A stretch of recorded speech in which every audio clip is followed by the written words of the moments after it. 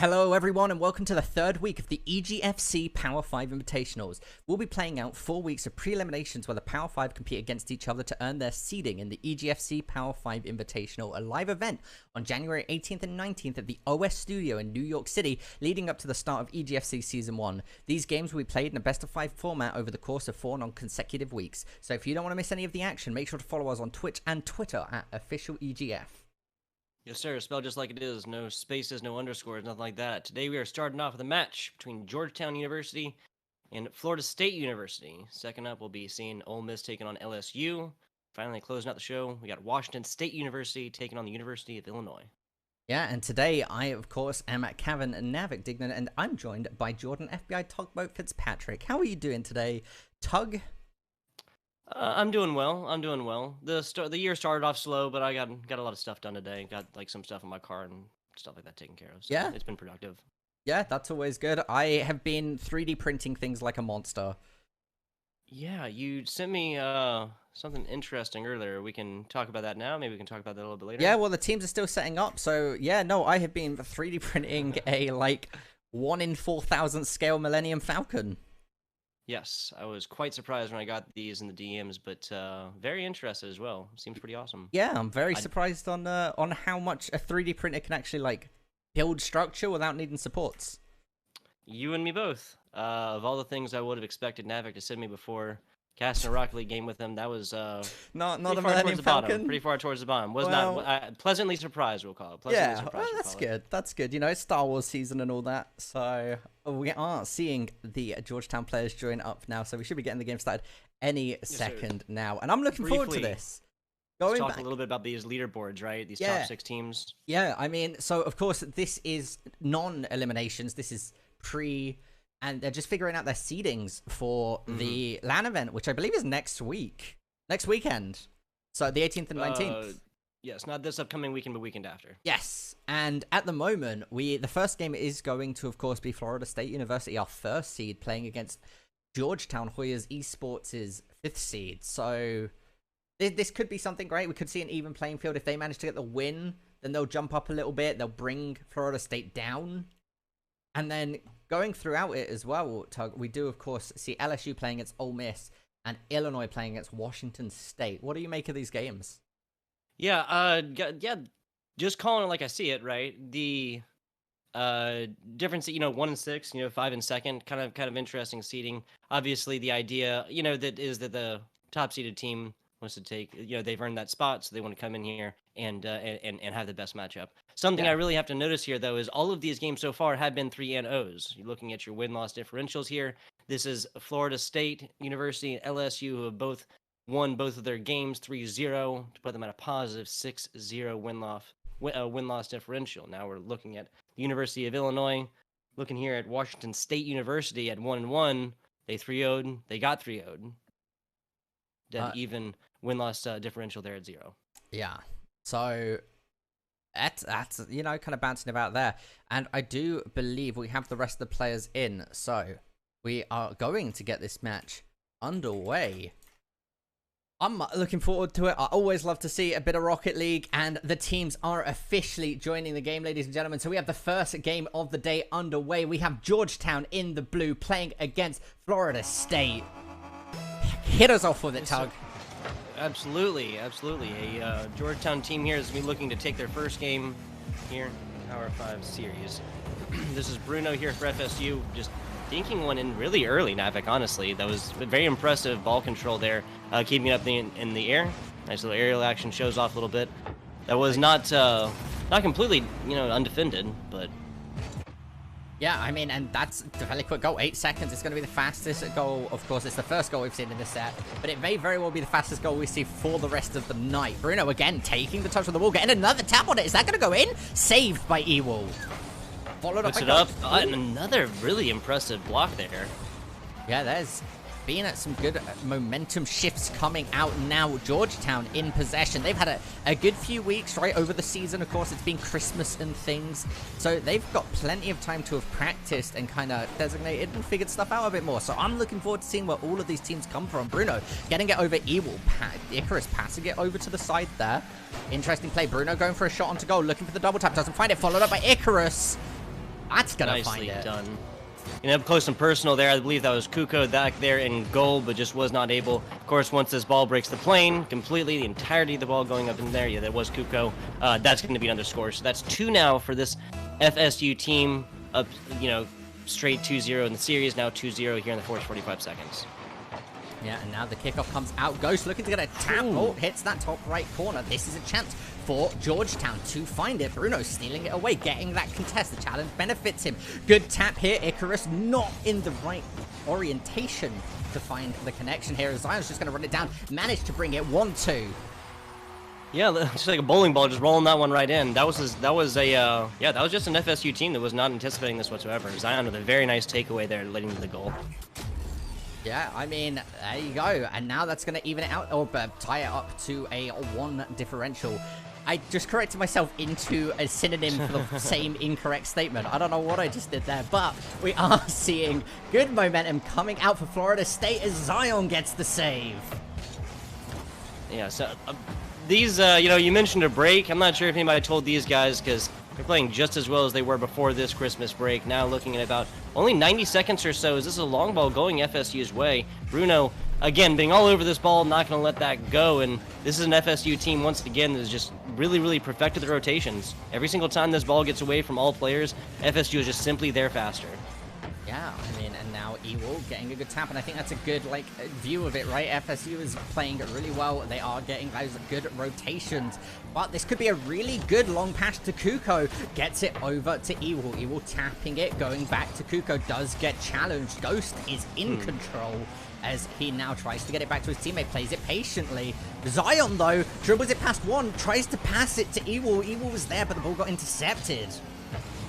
Now rounding around after the explosion there, it was very interesting. We reached the bottom of 3 minutes on that one. After seeing, 3 goals in the first 45 seconds or so. Now, aside from that explosion, there has not been anything here. Really excitement-wise, definitely no scores. There's a second one. This is an FSU team trying to set up. Yep, Bruno here looking to drop it down onto Icarus. Ewell with the good save. Ghost following it up, hits the crossbar, potential follow-up. Zion, though, looks to dribble it. Bruno intercepts it. Good challenge there, stops the momentum from Georgetown. It was a fantastic mid-air interrupt there by this FSU player, but even better to have Icarus back, ready to stop, in case that ball did get away from now. It didn't fully, but was there no matter what. Again, FSU with these big rotations. Only 1 point differential now is that's Ghost getting a nice tap over and just back and forth. Everybody trying to hit this ball long ways seems as not ever able to complete, it's a full natural progression, Yeah, well, FSU obviously having that goal lead here. They're keeping the pressure on. They're looking for these extra goals. Bruno's going to try and get the follow-up there. Oh, lets it drop. The fake out with Icarus following it up is going to be able to find the 3rd goal. You all had, I think that was 2 really nice, impressive blocks right there. Trying to get back to another one. That was Zion just barely missing that. FSU, when the pressure is on, they're able to take advantage of it and make scores out of it. Change the, at one at a time.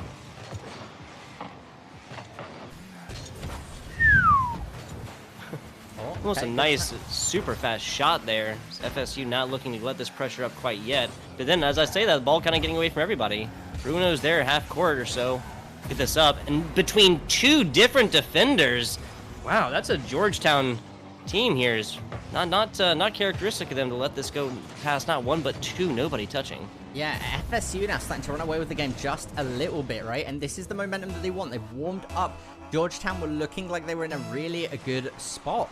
But now, like I said, FSU with that 3-goal differential is going to be dominating this game, right? They can play aggressive. They can afford to make a couple mistakes and still keep that lead. 1 minute, 20 seconds is not a lot on the clock.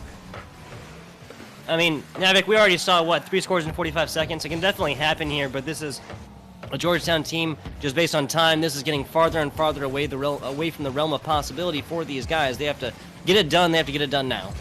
Yeah, they definitely need to. As this might be goal number 5 not coming the up from answer. FSU. Yeah, that's exactly what they did not need. Now, time is still there. It's still perfectly possible, but this is a Georgetown team that would have to be playing completely different. I mean, you can just tell the past few minutes, both of these teams have warmed up a little bit. They were playing very well to begin with, but just the sharper edge is now there. Yeah, and this is what I mean, right? You get back into that environment. I imagine all of these players have been solo queuing, maybe getting a little bit of scrimming as a team to get it in. But once you start to get in that competitive environment where those wins and losses actually do matter, it's definitely a different atmosphere from playing in any other queue. A very good point. So I want to point out there was a Hoya Georgetown player down there, perfected the art of just getting out of the way. He knew his teammate had a shot on the FSU goal about 10 seconds or so ago, maybe watching replays or something. Now this ball is spending a whole lot of time up in the air. Everybody just tapping this one along. Now this is the Georgetown team that was making progress until that explosion and takeaway. Up and down. Nice block by Kuko.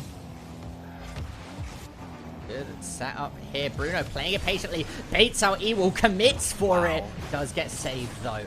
And this is what I mean, right? Bruno especially has been playing mind games. He's been playing it slow and then increasing the pace. He's been completely controlled of the momentum of the goals he's been taking. And Ghost is going to put another one in. 6 goals, 5 goals up for FSU. 7 seconds left on the clock. Ladies and gentlemen, game number 1 is going to be going to Florida State University.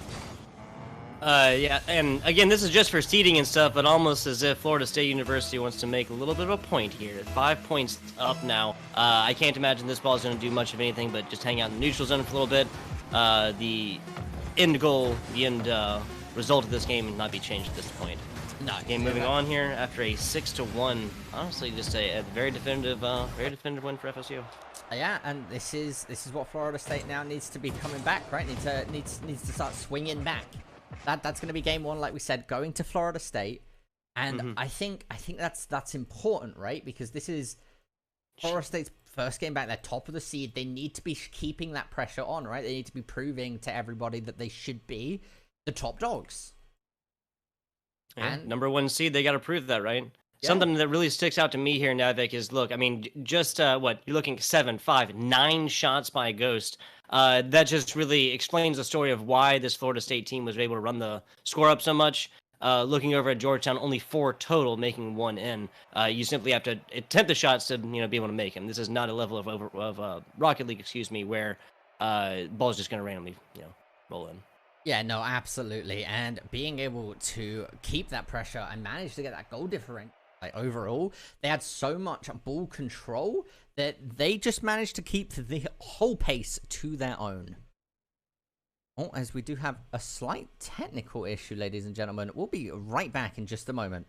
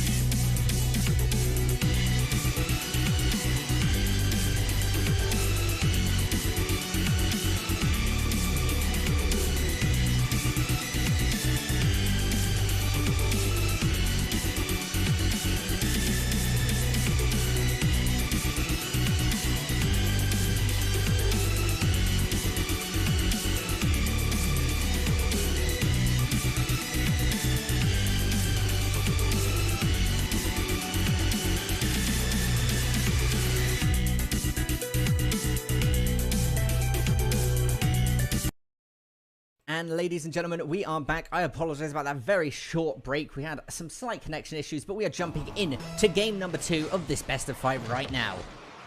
Yes, sir. FSU over here in the red on the right, Georgetown the blue on the left. FSU just put a very, very definitive and dominant performance here in game 1, 6-1 stat line for that. Now, this FSU team has shown very, very impressive and really a better rotation so far, and they've yielded value from it all day long. We'll see if they can replicate this here in game 2. Yeah, no, they have been getting value after value. If I want to highlight anything out of Florida State, currently it's their boost control, right? They've been playing it carefully. They've been playing it safe. They've been keeping map control. They've been denying boost. But most importantly, they've not been using it when they didn't need to, as they're going to find it. Goal number 1. 38 seconds into the second game. So FSU pulling a lead already, Tug. This was Bruno scoring first in the last round when they ended that one 6-1. I think that was the first 8 seconds or so. And again, and Bruno also knocking that one right down the middle, just showing that he's got very, very good aim and very good control of this ball when shooting. Yeah, and I mean, that's the thing, right? FSU is playing it very, very well. That Georgetown has been put into a position where they need to try and find a breakout, right? They need to find somewhere to get control, and that might have been the opportunity. The follow-up from Kuko is going to find it, evening it out. Not even a minute into the round, Tug. This was perfect. Zion using the wall just absolutely perfect there. You know, did hit corner bar there, but players like Kuko all over that one, FSU team taken off guard. So something I do have to say, you know, against FSU, when they have control, when the things are going their way, then they show control and they're running this game. When things get a little bit out of hand or there's something they don't expect, they do not respond well. Yeah, I mean, and that's the thing, right, George? We've said it time and time again. We've seen Georgetown play a lot over 2 invitationals. We've seen them play at LAN, and they are very much so a momentum-based team. If the momentum's not going in their favor, they do seem to crumble under the pressure as FSU puts another one in. That was a defender just barely missing the just tip of his car. The first one there, Kuko just not anticipating his teammate missing that.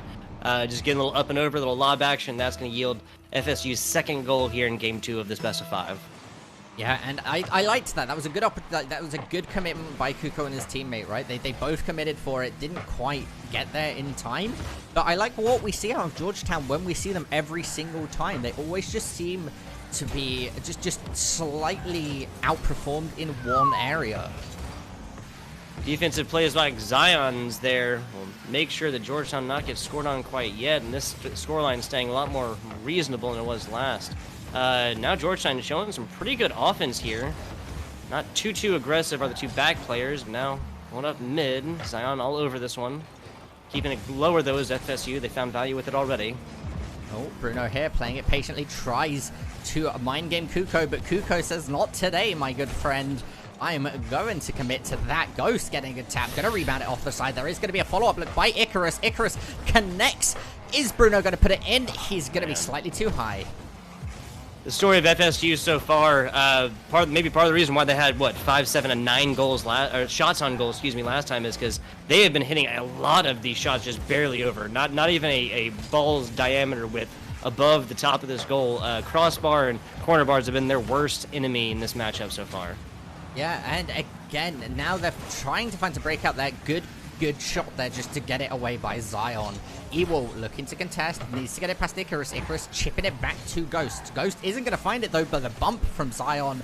And this needs to be the aggressive play that we need to see out of Georgetown at the moment, right? They're losing boost. The map is being controlled by FSU, right? They're not being able to breathe, and they need to get some aggressive bumps in. They need to send one of their players off, get some bumps, gain some map control, and then commit to a breakout push. Yeah, talk about shots and map control here. What we just saw for the past 30 seconds or so is Icarus and Bruno just kind of taking turns with all kinds of aerial shots on there, and Georgetown players with really, really impressive defense. Now down bottom, Zion takes that all the way across, and I believe that was Ghost who tried to hit that defensively, but ended up kind of hitting it down and almost setting up. No, Bruno there just hitting the very, very end of his car against that bottom, just setting that up perfectly. Zion, right place, right time, right? And that's exactly what I mean, right? You saw them gain some control. They saw a breakout opportunity, and they scored off of it. Yeah, absolutely. Taking advantage of that will yield you value in any matchup, any of these games, the Power 5 here in the EGFC. Yeah, and now Zion getting a good tap. Icarus stealing it away, carrying the momentum for his team. Kuko getting it high enough that nobody can find an opportunity on to their goal, but it's going to be right in front at the moment. Kuko, right place, right time, manages to find the save. Yeah, I mean, it's not luck when it happens so consistently, right? We've seen these Georgetown players being the right place, right time several times now, playing a lot differently than they did in the first game of this best of 5, really. When Bruno and Icarus have the ball, they can make these really impressive shots on, but Georgetown is working very, very well together, but that bouncing away from him. It looked like Bruno actually got hit against an opponent in the air. I do believe that Zion unfortunately just hit the ball in. Yeah, that was very unfortunate. Good read by Bruno. I'm gonna say that one was pretty lucky, but if that was intentional, that man's got a galaxy brain. Yeah, that's 900 IQ if it was intentional. Now a little bit of breakaway, nicely done. Zion's still there. We were talking about rotations earlier. That was FSU absolutely taking advantage of what would have been otherwise a really great setup here for Georgetown. Just really collapsing in once they realized the pressure was on, and one defender off to the side, I believe another defender off to our right camera, trying to get boosts. Yeah, and I mean, there you go. There's FSU, all right? They had a bit of a lapse, maybe lacking communication, or maybe just, you know, getting a bit too overexcited with their lead. But they very quickly corrected it, and now they are pulling ahead once more. Rounding round here, Bruno looking to set up something else impressive. You all getting aggressive out there as ball's now kind of getting away. There you go, Icarus all over this one. Nice tap, but that's going to hit it up. And there we go, the follow-up by Icarus. So I guess the theme between these two games, because this second one really has been different until we talk about this here in-game, right? The scoreline now ending up a little bit similar to what it was before. It was 6-1 first game with 32 seconds left, now 5-2 FSU up. Yeah, and I mean, it's closer though, right? There's a goal difference in each direction, both positive and negative. So that's good for Georgetown coming into game number 3. I think it's extremely unlikely that they managed to find 3 goals in 20 seconds, but stranger things have happened before. And if there's some serious breakdown in communication from FSU, there is a possibility of it. With that event over, the Stranger Things thing isn't really like a full pun anymore. I'm kind of sad about that. I never committed it as a pun. It's just that I used to love that really easy low-hanging fruit joke, but with this one here, like you said, a little bit of it, the scoreline definitely different. 5-2, much better in every way, shape, and form than a 6-1. Georgetown really waking up on that one. The coordination yielded them much more progress than they had in the previous game. Yeah, and if we take a second here to go over the stat line, right? Bruno with 4 shots, 3 goals, so he got his hat trick. 3 shots coming out from Icarus with 2 goals. The assists on every single player, Tug. Wow, yeah. And doubling them up for Icarus and Ghost. Well done. Like, something else I have to say is the same number here for Georgetown on shots, but literally, you know, if you're posting it as a positive stat, literally getting twice as many goals, 100% efficiency on that. 2 by Zion. No, here, excuse me. No, yeah, 1 by Zion, 1 by Kuko. Both of them yielding half of the score coming up. Sorry, I'm not sure where I was going with that. It's absolutely fine. Ladies and gentlemen, we see FSU with a 2-score victory at the moment. So if they can find this next one, this is match point. I don't know why I said victory. Lead is the correct word there. Tug, we are both slipping up. But yeah, it's just been a long day. Like I said, I got a lot of stuff done. But we got this last, possible last game here in the best of 5, of course. We could see a 3-0. That's all we've seen so far in the Power 5. We'll see if that continues to hold true. Yeah, and I mean, it's definitely the right spot that FSU want to be in, right? Being that first seed, they want to be just 3-0ing each of their opponents, especially with the LAN next week. Completely different environment. It's definitely an interesting change to see. Yeah, a different beast by every measure. So now this is a Georgetown team striking first here in Game 3 for the first time. That was FSU coming through, scoring the first, I think, 8 seconds and then 40 seconds or so, but striking back, Georgetown 17 seconds in, they're up 1-0, Navik. Yeah, and we've said it time and time again, Georgetown is such a momentum-based team that finding a really, really early goal here could be exactly what they need to carry this on. But FSU striking back as quickly as they were struck, managing to equalize it within 12 seconds. Yeah, Ghost there. That was a fantastic setup by Icarus, shooting this ball around really low and fast towards the bottom, the drop part of this goal, setting it up. That was just clean pass, clean shot all the way through. No complaints about that one. And this is it, right? These passes, these backboard shots have been working really, really well, right? Off the backboard, in it goes. But this is another opportunity opening up for Georgetown as it seems to it seems to fall out of their grasp as now FSU has the momentum. I'm trying to just see more common themes throughout these games, but even so far, just 50 seconds in, this one just simply being different from our previous two. Those two being very different from each other as well. Not just in possession, but also in score. But keeping it going here as we hit 1 minute. Yeah, see, FSU, they're letting Zion get that boost is interesting because they've been so on top of this control. Ghost, they're getting the read, though. He is just going to be able to put that in. Nobody in defense. Ewell looking a little bit confused there. Yeah, not characteristic of Ewell. We saw really, really good defensive stops by him in Game 1 and 1 or 2 in Game 2. But this is, I mean, that was just what Ghost proving that he can do it just like Icarus and Bruno. Bruno was really the fanciness we saw in Game 1. Ghost now coming through in Chauvinworth. FSU is a scary team to play against. It's fair. And I think that goes to show, right, like Georgetown overall, they've put up a fight. Like, they've kept this pretty equal at the moment. Yeah, I say it all the time. I'll take this opportunity to say it again. Advantage of one is no advantage indeed in Rocket League. Yeah. Shots coming up. FSU looking to set that up. Bruno, he frequently does that move where he just kind of launches the entirety of this that bigger car model that he's been using. He's at the ball and just trying to knock it in really, really quickly so that Georgetown players can't get in front of it. It's worked before, but I kind of think Georgetown has kind of gotten wise to that one. The Ghost here with a good aerial dribble. Getting that pinch is quite an interesting situation. Zion winning the challenge. Bruno showing he can do it on offense and defense. Coming up in corner, Ghost all over that one, but this is still good positioning for players like Ewell. Ooh, very nice corner stop there for Ghost. Yeah, Ghost getting a good save there. Ewell, though, I just want to highlight, really good read of the situation. Almost managed to put it in. And that's Ewell doing the same thing on the other side. Jody can do an offense and defense, almost tagging that with front right tire. That would have been a perfect corner on this one. Now low ball, nobody really committing to this one quite yet. A pinch landing in FSU's favor. Icarus has the ball, goes to the drop shot, manages to find it. 3 goals for FSU. Icarus doing his flying there. You watch this happen. He uses the edge of Zion to knock that in. Zion just trying to get his car body in between Icarus and the goal.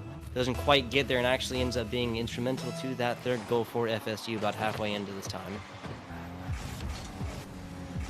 Getting a touch, right, looking to commit, good dribble, oh, Kuko stealing it away on the line. We love to see it happen. Yeah, something I really want to point out there, I love how Kuko just stayed down bottom. He realized where this ball was going and did not initiate his aerial movements. That's not, usually when you see this coming in this higher level Rocket League, it's almost always going to be something aerial, but staying down bottom is fantastic presence of mind. Yeah, I mean, that just goes to show a great deal of patience, right? And kind of a good read of the situation paid out for him. Didn't want to overcommit, kept his boost. And now we have 2 minutes left onto the clock. Only a 2-goal differential, though. It's much closer than game 1 and 2. Exactly. Especially, I mean, this is about the same time in games 1 and 2 that this started to run away from Georgetown, though. So only being down 2 is not that big a deal. And again, they're faring much, much better than they did previously. Pressure is on, though. And I was going to say it might take a lot to get that out, but Ewell just kind of walks it on down. Nice, yeah, I like leisurely Sunday drive. Icarus went for the offensive bump there, trying to get one of the players from Georgetown out of the goal. But then they lost momentum, right? So he had to defensively rotate and managed to get a whole way around the arena to save. Oh, Ghost looking to make these numbers just a little less even. Ghost hitting this one up the top again. The corner bars, crossbars being the mortal enemy of this FSU team in this matchup so far. Yeah, I mean, and at the moment, these challenges have been so well thought out from FSU, right? And here's a good opportunity coming out for Ghost. Goes to Bruno. Bruno's in. Nicely done. FSU now making this one look a little bit more like game 1. Yeah, I mean, and it's just one of those things, right? It just goes to show the coordination coming out from FSU. It's these micro decisions that just work out for them, but they work out for them because they're not accidental, they're not incidentals, right? They're aiming for these things to happen. Zion looking for that kickoff goal there is saved by Ghost, but a really nice setup. Bruno getting a good read. Ghost is going to be able to attach it, set it back up for Bruno. Bruno getting a lovely tap there.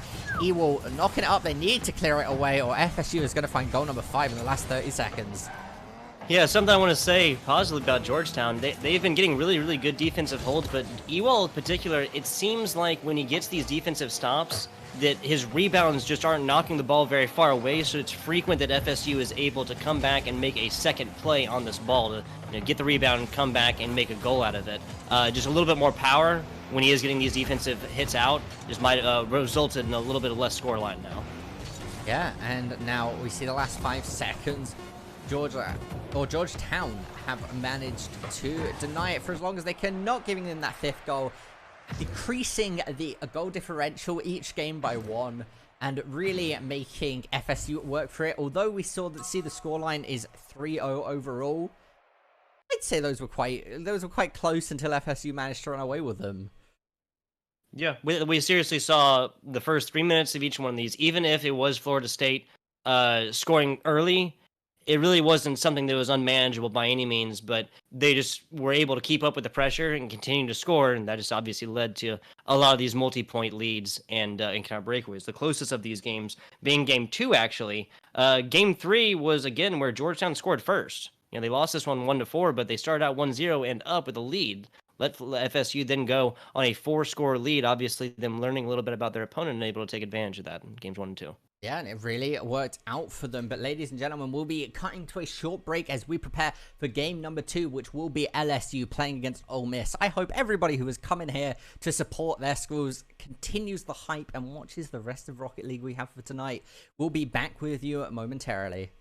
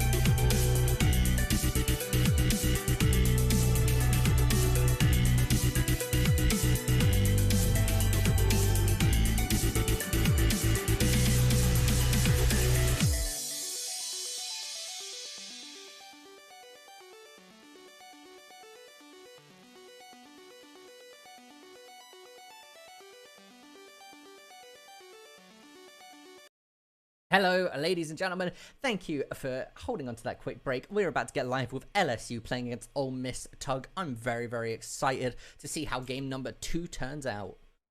Yes, sir. Yes, sir. We just had Georgetown taking on FSU. FSU coming out on top 3-0 after a 1-6-2-5-1-4 stat line between games 1 and 3, or 1-2-3.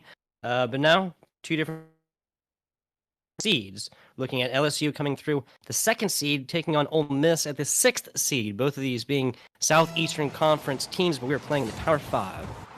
Yeah, and I mean, I'm excited to see that we do, of course, have LSU in the blue and Ole Miss in the orange. Tug, why don't you take us away? Yes. Yeah, so what? We have LSU made up of T-Bait, Sharp, and Low Tech. I think Sharp might be the first one. Wow, okay, so T-Bait sharking one in. The real that's funny. There's that's funny. There's an Ole Miss player named the real Navik. Yes. I apparently I've been casting with an imposter here. Yeah, I'm with fake Navik. I'm not the real Navik. Every time we've seen them cast, he actually changed his Steam name to that once he saw that my name was Navik. So that's beautiful. That's dedication to the craft. Oh my god! I mean, they are destroying it at the moment. But we've been referring to the real Navik as just Nav throughout the cast. We could just call him Real, because otherwise that's gonna get confusing, right? Why would we call him Nav? That's part of your name. No, yeah, that is my name. You know what? You're right, Real. But we see LSU taking that second goal 30 seconds in. They are coming out of nowhere. Teammates and Sharp here with that 1-2, looking to find a third goal before Ole Miss can even find an opportunity. Yeah, the pressure has been all there. This is Sharp now playing really, really well. And look at that. Okay, so we see this perspective switch around, right? That was just Sharp putting on all of that attention, all of that pressure, and required an entire Ole Miss team to take advantage, to go up 3-1 him just for that ball to bounce back to LSU and then to pass it back on. This pressure has continued this entire minute against this Ole Miss team. Yeah, I mean, oh, okay. Throne looking to find something. Ole Miss are looking to get a good opening. Real here. Trying to find a shot. Sharp now in control, though. Low Tech to Sharp. Sharp to Throne. Throne to T-Bates, though, intercepting it. TG now with the opportunity to run it through. Real managing to get here. I feel bad. I'm just going to keep calling him Nav, because that's his tag, and he is going to be able to find a goal there. The real Navik. It's me finding a goal. There you go. That's maybe that's how you know the real Navik's actually good at Rocket League. No, but fancy footwork and more here by the real Navik, and TG1 go up at Ole Miss's first goal. And again, you know, advantage of one is no lead indeed in Rocket League. That's how I've been tongue twisting it for myself. In Rocket League, what a sentence is thrown here. It's gonna pass. I've been working on it. TG1 with the bounce thrown, looking for the follow up. Low Tech stealing it away. Nav here though, in preparation, playing it patiently. I want this man to find it. Bumper cars up here in front of the LSU goal post, but now that's going all the way and pressure now against Ole Miss, hitting sidebar and bouncing out. That's an LSU team that really would have been like to count that one up 3-1. Instead, now it's 2-1 with about 3 minutes left here.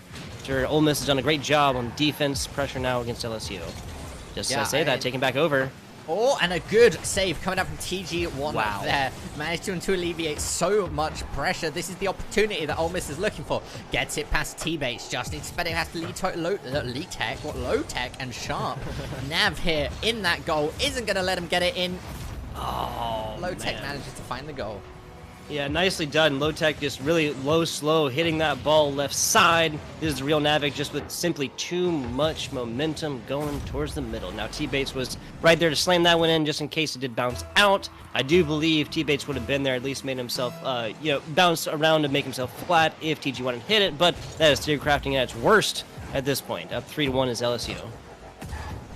Yeah, LSU being up 3-1 is a good position for them. Looking to find that 4th goal there. Get that 3-goal lead. Isn't going to quite find it. That ball's going to be running down there. Sharp with the chance to clear it here. Can use that ceiling. Gets one tap. Looks for the second. Isn't going to get the flip reset. I don't think that's exactly what he was looking for, but it's always fun to see as we see T-Bates now trying to get it off of Nav. Nav with an open shot onto goal is going Nice. to be able to find the second goal of hit for his team and the second goal for himself. Yeah, in game 1, too, getting both goals up. Excuse me, down only by 1, though. 3-2 in the first game. Again, we talk about momentum all day long. This is an Ole Miss team that is not out of this by any way, shape, and form. A very, very close game is what we have in our hands here, Navik. Yeah, I mean, and that's what we love to see, right? We love to see these closer games, these opportunities where both teams could end up either way. Good shot there, thrown, saving it, making sure his team doesn't get further. Who was it? I was going to say lose the throne, but they're not ahead. So it really threw that one under the bus. Oh, teammates with a lovely tap there. Ceiling going for the waterfall. Isn't going to find it, though, as we see Ole Miss with an opportunity. Sharp.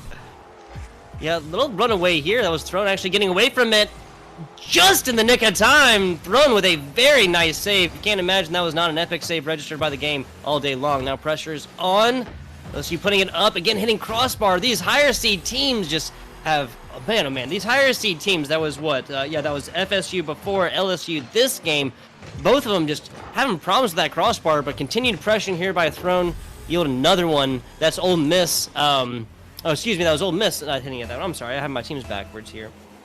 Yeah, I mean, that's absolutely fine. Now evening it out, right? Ole Miss are looking to keep this performance going. They let 2 quick early goals in, but Nav getting a good opportunity here is going to pass back to himself. Gets intercepted by T-Bates. Good challenge coming out from the man as he tries to get his team ready. Low Tech with a shot is going to find it on the 1-minute buzzer. No idea why it's called low tech with high technical moves like that one.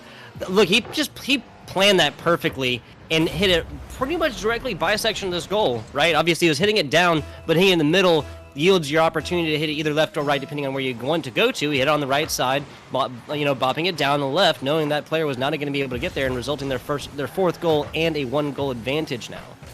Yeah. Now, Avo has the ball. Oh, gets the setup. TG1 with an opportunity on to go. Doesn't have the boost.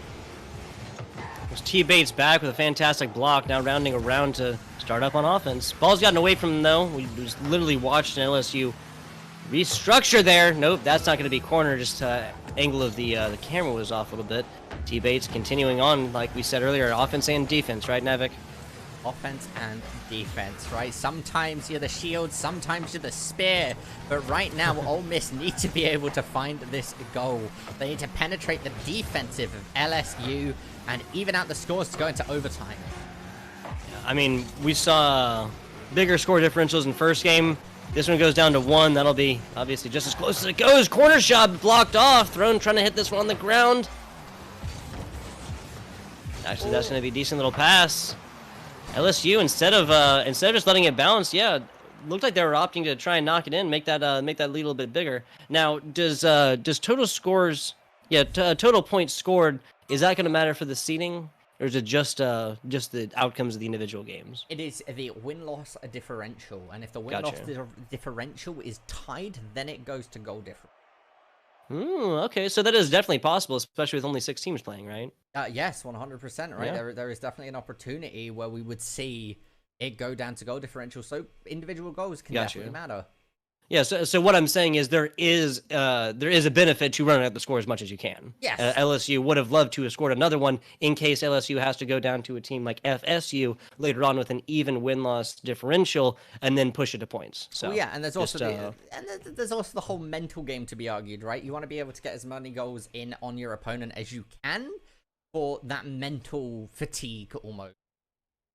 Yeah, and especially there, there's not a difference between 5 goals and 4 goals, really. Obviously, overall, yes, and point differentials. If it goes to that, that's just a literal numeric score of 1 higher. But the difference there between winning by 1 is huge. It's basically saying that, we could have done 2 if we just had literally, 5 minutes and 1 second. But that, again, is theory crafting at its absolute worst. We have a player rejoining here, drawing parallels through some of these games. Again, I tried to see central themes in games 1 through 3, Georgetown and FSU. This matchup been completely different. The only thing that was similar between these two is that FSU is a very high seed, the number 1 seed, Georgetown low seed at 5th, and now this is LSU at 2nd, taking on a 6th seed Ole Miss team. Yeah, we are going to be hopping to a quick break, though, as we're going to have to remake the lobby, so we'll be right back momentarily.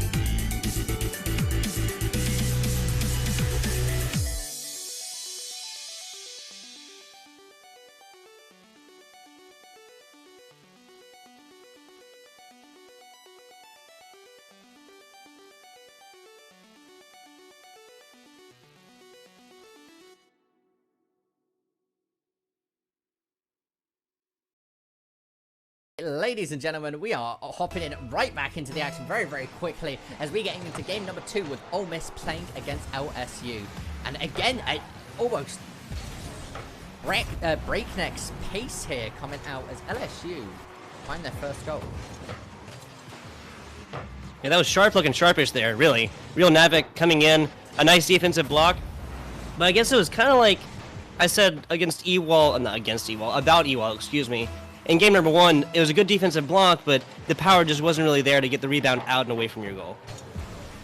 Yeah, but again, we saw that last game end up in a 4-3 score to LSU. So Ole Miss definitely have what it takes to bring the heat.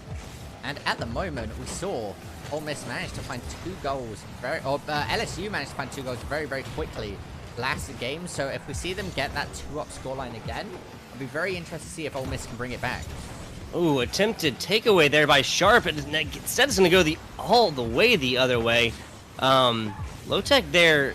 Nice, fantastic pass, actually. I was wondering for a second that was even intentional. This is just attempted ball consolidation there. Now it's paying off in spades as LSU has pressure against them. Never mind, Sharp just takes it away like that. Okay. I'm trying to draw, like, concerted plans between this Ole Miss team, but it kind of just seems like they're doing very well just operating independently.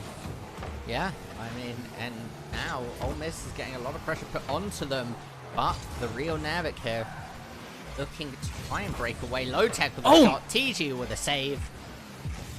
That was about as fast a shot as we're going to see here in the EGFC without some kind of pinch capabilities. That was seriously... that was right on point. Fantastic defense all the way through. Again, that's what you're going to see here at these higher levels of Rocket League. Now, thrown a good setup play. Nobody to follow it up, unfortunately, from the side of Ole Miss. Nice push away here. That's Low-Tech not willing to let this one go so easily, though. Goal not being as well defended, and not frequently going to see LSU players long balling this one off to the side, especially when there's no defensive player down bottom.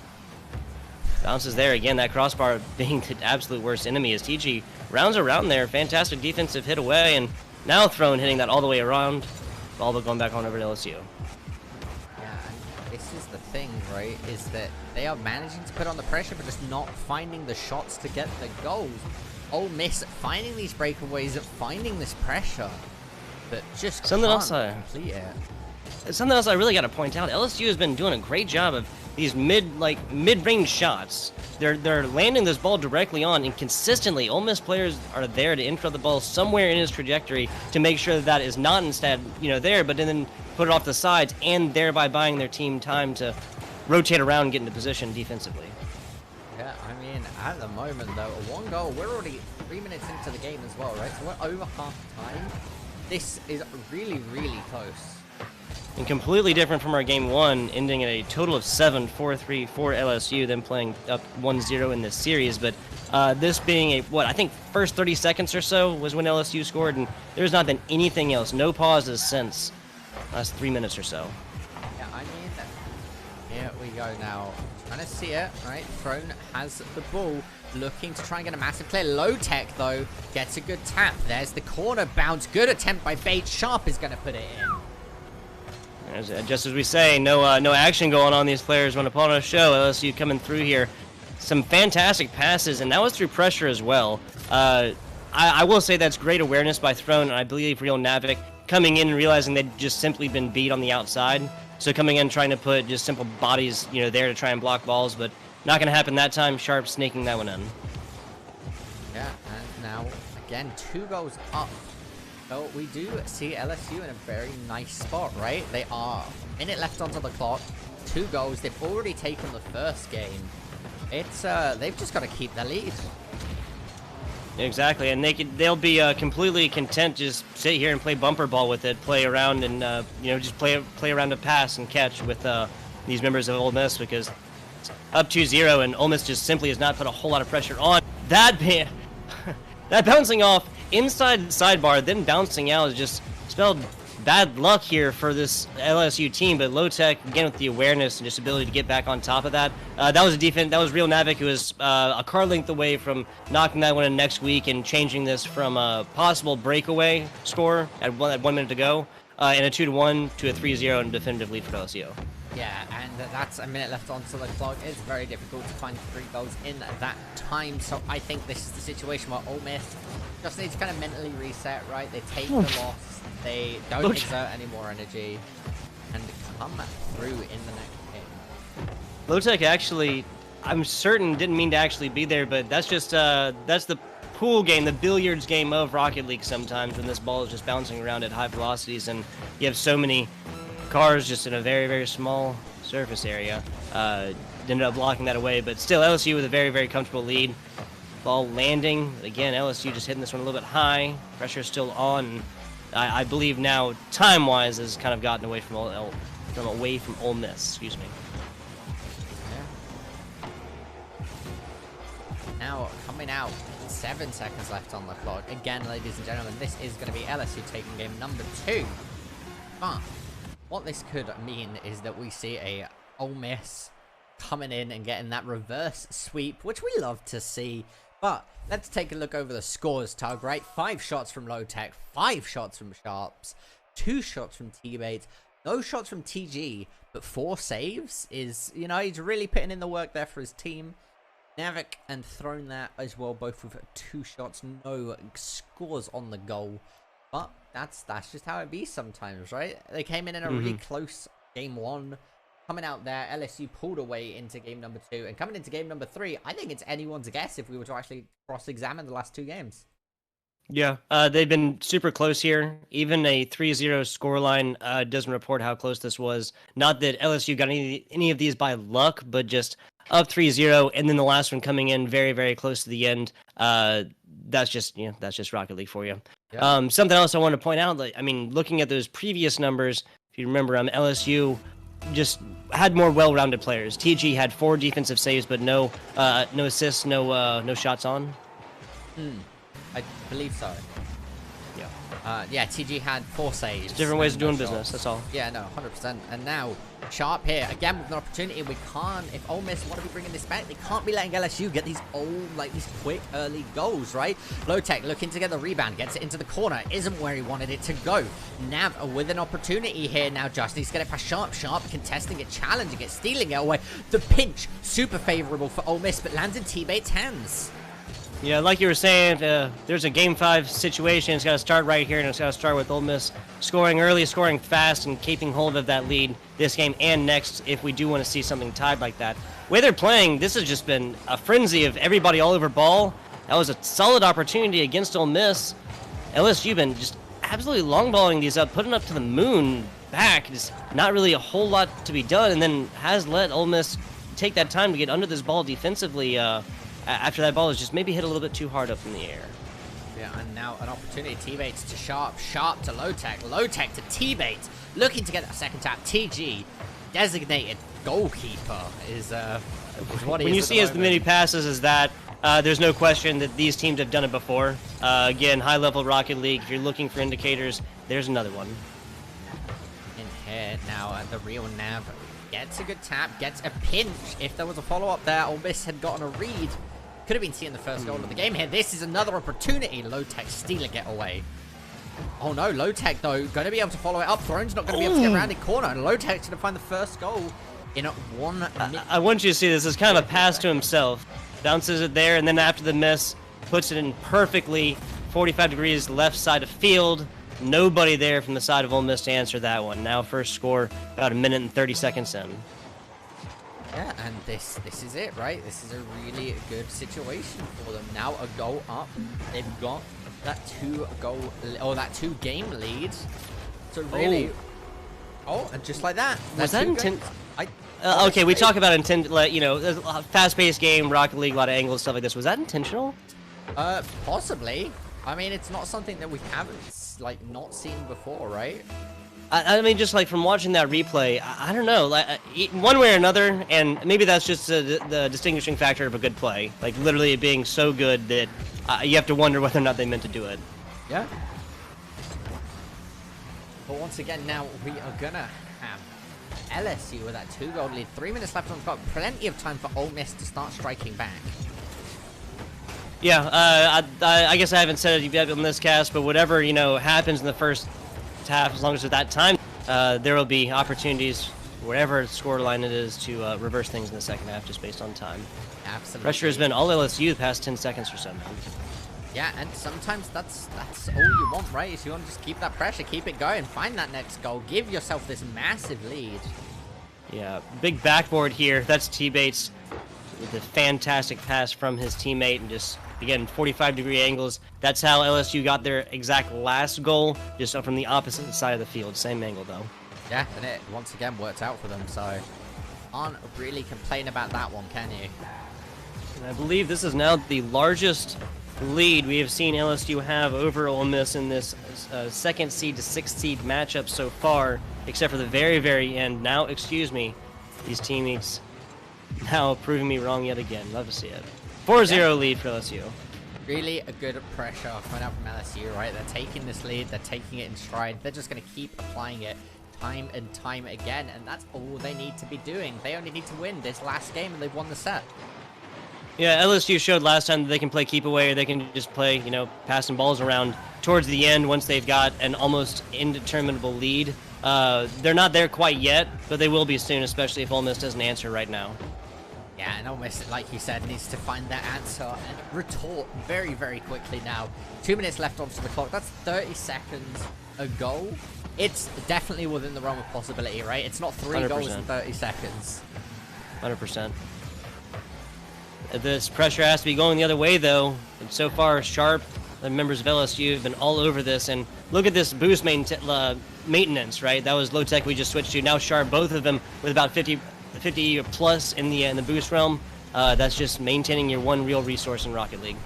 Yeah, And that's maintaining that one resource is exactly one of the most important things, right? I know that they say that like if you need boost, you're a bad player, but I feel like boost is definitely handy. I mean, these guys and the aerial stuff that they do is just simply not possible sometimes. Probably more than half the times without a solid amount of boost. And they know that. They're not going for these and just being surprised when it doesn't pop up when they have 15 left in the tank. But it's required, and especially at this level, and these aerial blocks. When the shots are coming in, you know, offensively, aerially, you gotta be able to answer them defensively. Yeah, absolutely. There's going to be a Illusions and more. On Third and 30 seconds or so. Yeah. Back and forth LSU with a massive 40 seconds left on the clock. LSU answering back here. Maybe this is getting a little bit personal now as, again, this 4-0 lead being the longest that LSU has had in the matchup so far. They ended, obviously, last game 3-0. First game was much, much more close, but it seems that this has just been an LSU team who was able to just analyze their opponent a little bit more efficiently, find value from it. Yeah, and that's, to be honest, sometimes that's what you need to do, right? And if being able to find efficiency, it's adaptability, right? Yeah, that's literally any sport, but Rocket League's such a fast-paced game. Yeah, you get a little bit of what? So 4 times in here we've had a 5-second pause. That's enough time to coordinate. Yeah, 100%. You can make do with that. And there you go. 4-0. LSU, ladies and gentlemen, taking the third and final game in a 4-0 lead. I mean, there's not much else you can say about that, right? They put in the work, they managed to find bit by bit, and they came out victorious. Yeah, what this was Ole Miss had just simple more time of possession the first game. The first one that ended 4-3. Again, LSU winning 3-0 and taking that one. You know, they did have the score of 4. We're very close to the fifth, but again, you know, you only have 5 minutes, so that's just theory crafting. I think LSU again was just able to analyze their opponent very well, figure out what to do, figure out where to exploit. Especially looking at these lines, 2 shots apiece for all of these players, and everybody on LSU got a score last time. Yeah, and I mean, when your whole team's scoring, it's pretty hard not to manage to take at least some lead, right? So we will be right back with you, ladies and gentlemen, as we get ready for our third and final game of the evening, which will be Washington State playing against Illinois. Right back.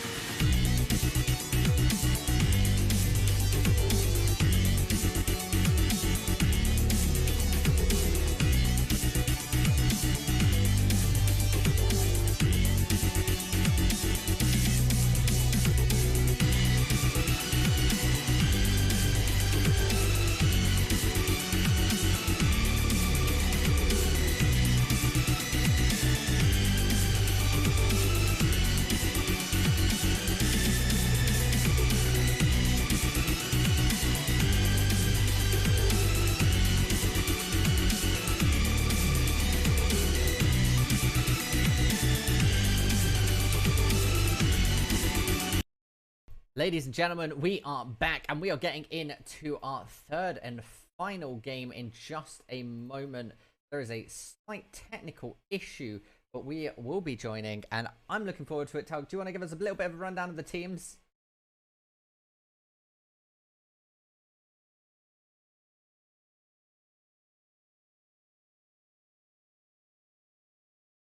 Orange, WSU at the beginning of these players' names. It's University of Illinois on the left, here in the blue. Pressure has been all against the University of, or Washington State, excuse me, so far in the red team. But possessions trading back and forth, game's just started. Yeah, no, I do apologize that we did miss a tiny bit of that game, but we are back and ready to play. And I'm looking forward, like I said, right? I like seeing these games. I love seeing these teams perform every single week. And we've got the second Ghost of the day playing today. Yes, sir. Yes, sir. Ghost appearing twice. Maybe that's a premonition for something. Who knows? I don't know. 1 minute in, no scores quite yet. Where have we seen, what, I think every game so far have somebody score within the first 15 seconds or so in the first one. There you go. And as if to prove me wrong, Ghost coming in here. We just talked about it, and there he is showing his face. Yeah, Ghost managed to find that. Of course, if we look over the Illinois school, we have a Ghost, I believe. The other players, well, oh, my tongue just got completely twisted there. Oh my goodness, we have Jelly, Ghost, and Tie Scraper. And then on the side of Washington State, we have B900 Cool, James, and Don Q Mojito. Sir, no clever Navic wordplay games with this team. No, 1 minute 15 in, 1 up, 1-0 for Illinois. See how this pressure goes, see if they can make anything of it. Nice up shot and bouncing it in as Ghost here with his second one. Gotten both of these so far, 1 minute and 40 in. That's a pretty nice average, Navic. Yeah, Ghost making some really good work there, right? Managed to find that goal, like you said, very quick, very similar to LSU last game. Yeah, this has just been so far a Washington State University team that's not even not been there, just not been able to get footwork there to block these balls off when Ghost has been there. Both of these shots so far have been very, very quick ones. Again, Washington State just not able to get there and block them off so far. Yeah. Looking up for another one. Ooh, Jelly not getting an angle on that one. Is now possession going over. Jelly pushing this one back. Oh, I'm sorry. I got the teams mixed up again here. Ghost coming through there with a nice bounce again. Oof, I mean, there, Jelly may never find that Ghost getting his hat trick in that first game, first set. I mean, he's really pulling his weight already. Yeah, a little bit more than pulling the weight. I mean, that's 3-0, and he's got a really, really cool goal animation as well. Gotta call that one out. Really enjoy it. Again, I always say this, right? The you know, the extra stuff they have in Rocket League is just really cool. Yeah, I mean, it's nice, right? We love a little bit of cosmetics coming out. As we once again here see Don Q Mojito getting to Tie Scraper. Tie Scraper getting it stolen away by B900 Cool, who I believe ended up referring to as 900 or B900. I was gonna go with cool. That just sounds like a I don't know. B900 it is. B900 sounds pretty cool. Sounds like a Terminator. Oh, okay, I get it. Got it. B900 it is. I got Star Wars on the brain. I'm gonna go with droid. But fair. B900. Halftime now. This B900 coming and just getting ball taken away from it again. This has been multiple possession changes that have been the result of Illinois just getting the pressure on, taking ball away at the last second. Might be seeing another one here. Yeah, that was B900 just letting this ball get a little bit away from him. It seems that these Illinois players are trying to play with the ball a little bit too far away from the chest, maybe. And as Ghost literally getting his fourth there from another takeaway, right? Yeah. There it is. Tire Scraper putting that up perfectly for Ghost there. I mean, Illinois at the moment are running away with this game, right? 4 goals up against Washington State. Yeah, that was took 1 minute for Illinois to really evaluate this team and are now, again, just doing really good with the takeaway possessions. I think that's 2 or 3 of Ghost goals have come off the back of that, off a very good takeaway, the last one by Tire Scraper. Yeah, and that's all it needs, right? And this is looking again, referencing back to our last set of matches, LSU against Ole Miss.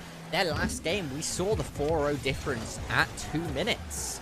So, it's yeah, we saw LSU taking that set as well, 3-0. So it's looking good for Illinois at the moment.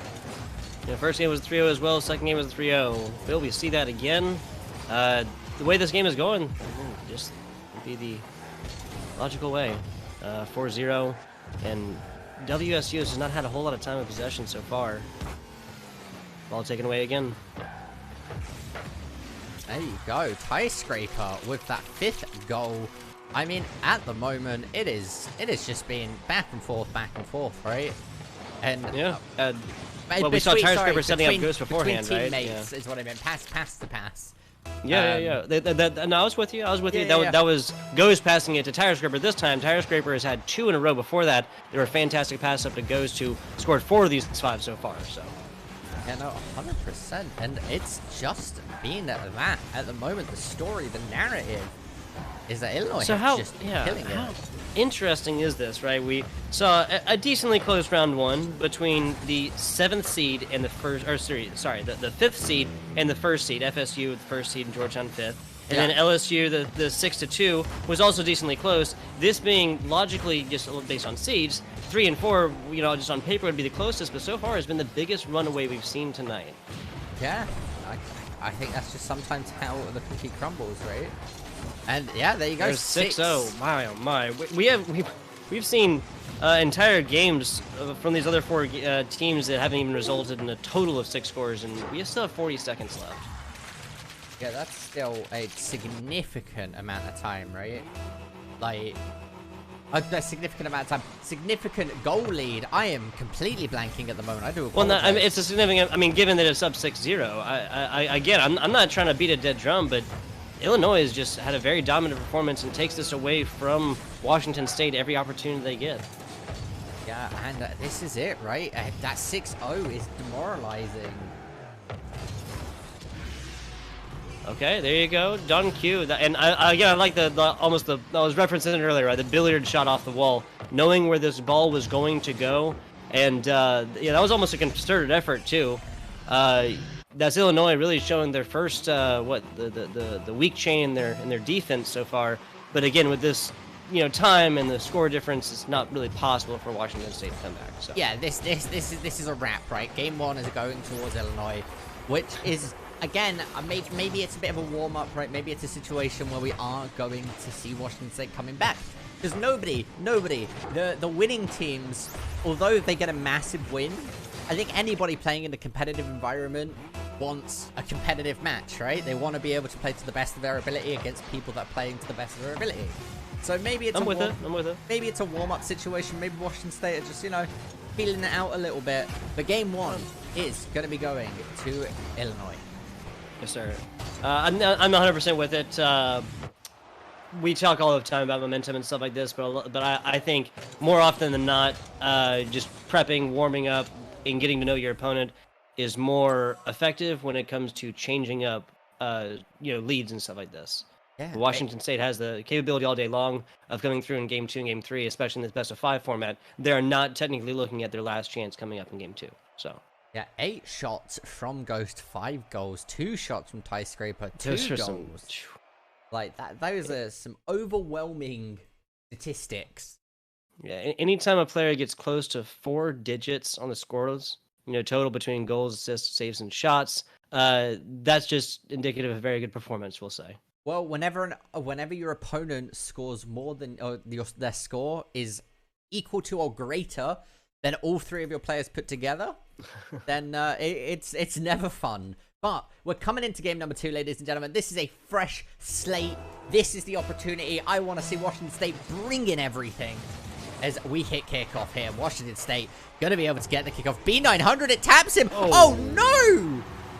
My goodness. I was going to say, this is an entirely new game and entirely different options for this Washington State team, but that is not an ideal first play, we'll say.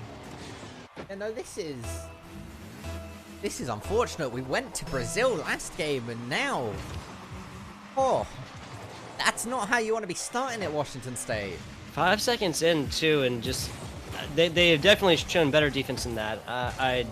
Yeah, just straight up, especially given that hit 2 different players. So a little bit of a concerted effort between the 2 of them. But no matter, a lead of 1 is no lead indeed in Rocket League. That's what I was saying earlier. 30 seconds in, long balls away. Pressure now on to Illinois. Nice takeaway here, trying to set something up. There it is. There, B900 cool, getting it done himself. They don't call in the droid for nothing. B900 cool, stealing it away from Jelly. Gets it off of the corner. Challenges the opposition and succeeds. Yeah, fantastic play there. Taking away, putting exactly where he needed to on the wall, taking the rebound himself, and literally getting everything done himself. That's exactly what Washington State needs to do, recreate, coming through here. It doesn't matter if you win by 1, if you win by 7, as long as they can take that, but not an ideal way for it to go. Jelly scoring is first. Yeah, at the moment, it is not looking great. Ooh, LSU pulling ahead though. Something else I got to point out. Every time Washington State has scored, literally the next play in like 5 seconds or so, Illinois has scored.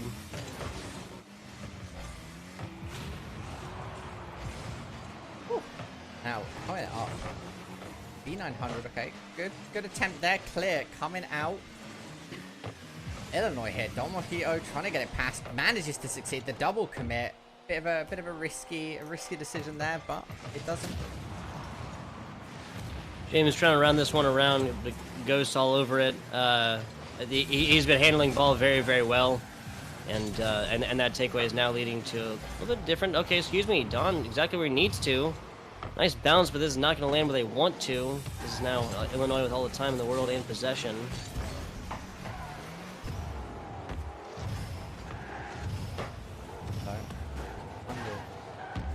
Looking to try and get it past, right? They're looking for the opportunity. The breakaway. Ghost with the tap. Looking to follow it up. Doesn't find it. James here gives Don Mojito an opportunity. Gets the aggressive bump. B900 right behind him. The coordination nice. There. Tie scraper with the save.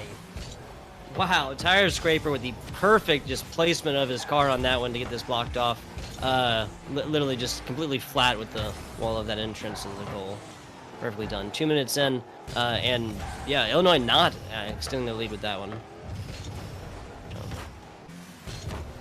Tie scraper here. They have an opportunity. James gets a hit. I believe Tie scraper got bumped by Ghost into saving that goal.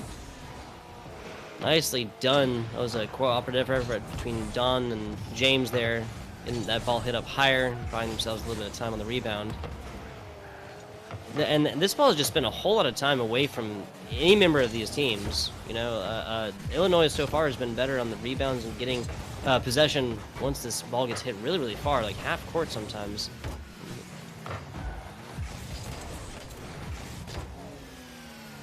Now, okay, good clear. B900 cool, good clear. Gonna be able to hit that back post. Looks for the follow-up, doesn't quite find it. Steals the boost away though. Good contest and challenge coming out from James. Tie scraper.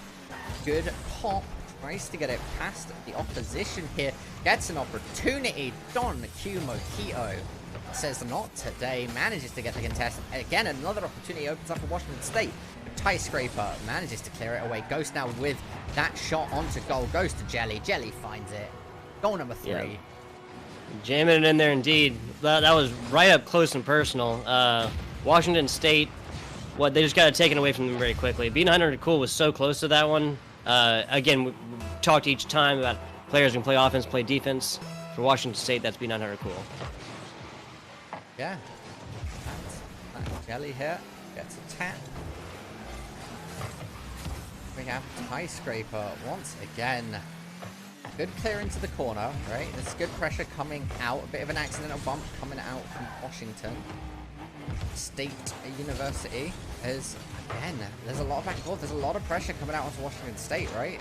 Illinois just lining up offensive players there on the left side. And Ghost was the last of them actually getting away from him. But Tire Scraper is there again. And we've talked about rotations earlier. That was Illinois just perfecting them.